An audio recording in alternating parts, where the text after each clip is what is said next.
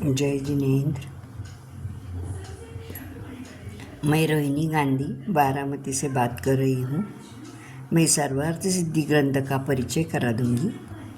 ये सर्वार्थ सिद्धि ग्रंथ के ग्रंथकार आचार्य पूज्यपाद जी स्वामी हैं। आचार्य पूज्यपाद स्वामी 5वीं शताब्दी में हुए हैं। वैसे तो सर्वार्थ सिद्धि ग्रंथ तत्वार्थ सूत्र की टीका है।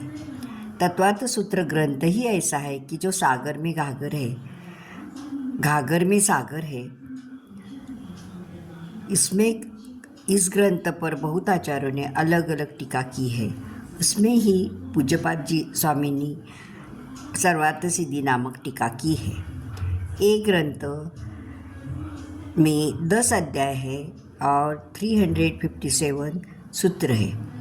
इसमें पहले अध्याय में वो सर्वार्थ सिद्धि ग्रंथ किस हेतु से लिखा है, तो मूल ग्रंथ का प्रामाणिक सिद्ध करने के लिए तथा भव्य जीवों के उद्धार हेतु विस्तृत वर्णन किया है।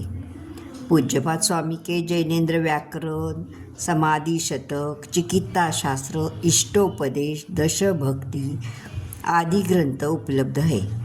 इस ग्रंथ में पहले अध्याय में फिलॉसफी, दूसरे ग्रंथ में बायोलॉजी, तीसरे और चौथे अध्याय में जागरूकता है और 5वें से 10वें तक तो सब मोक्ष पद का ही बताया है।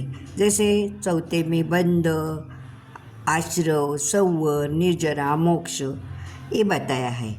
इस ग्रंथ में विस्तृत वर्णन होने के कारण ये ग्रंथ बहुत अश्रुतपूर्व हुआ है।